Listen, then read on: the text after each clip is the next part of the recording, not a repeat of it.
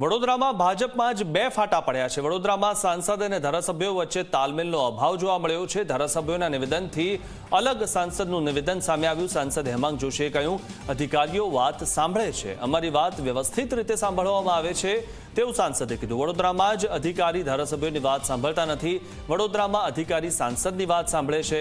ધારાસભ્યોએ તો સીએમને ફરિયાદ કરી કે અધિકારી સાંભળતા જ નથી, એટલે કે અધિકારીઓ છે તે માત્ર સાંસદની જ વાત સાંભળે છે, ધારાસભ્યોની વાત સાંભળતા નથી।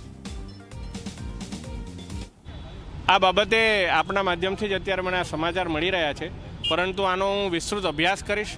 જ્યાં સુધી હું મારા અનુભવની વાત કરું તો અમારે તો એક વ્યવસ્થિત સંકલન પણ થતી હોય છે અને કોઈ પણ પ્રશ્ન હોય છે તો અમે યોગ્ય પ્લેટફોર્મ પર પછી એ સરકારમાં રજૂ કરવાના હોય છે કે અધિકારીઓને રજૂ કરવાના હોય છે, અમે લોકો કરતા હોઈએ છીએ।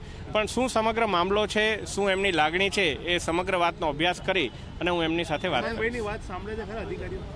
તમામ લોકોની વાત સાંભળે છે સરકાર। ગુજરાત સરકાર એ ખૂબ જ સંવેદનશીલ સરકાર છે અને ગુજરાત સરકારની અંદર છેલ્લા કોઈ પણ રાજ્યની આપ લઈ લો એની અપેક્ષા કરતાં ગુજરાત સરકાર દ્વારા ખૂબ તીવ્ર ગતિથી વિકાસ પણ થઈ રહ્યો છે અને કાર્ય પણ થઈ રહ્યું છે।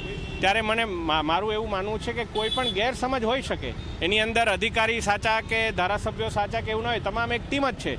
ચૂંટાયેલા પદાધિકારી અને અધિકારી તમામ લોકો એક ટીમ બનીને જ કામ કરવાનું હોય છે। ત્યારે આ શું સમગ્ર મામલો છે એકવાર હું અભ્યાસ વધારે કરી અને પછી જ હું આપને કોઈ વાત કહી શકીશ।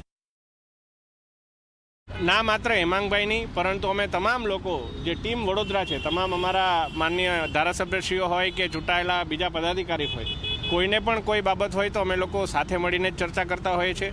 આપે આજે વિષય કીધો છે એ બાબતે હું ધારાસભ્યશ્રીઓ સાથે પણ વિસ્તૃત ચર્ચા કરી અને શું આખી વિષય છે એ પણ જાણવાનો પ્રયત્ન કરીશ।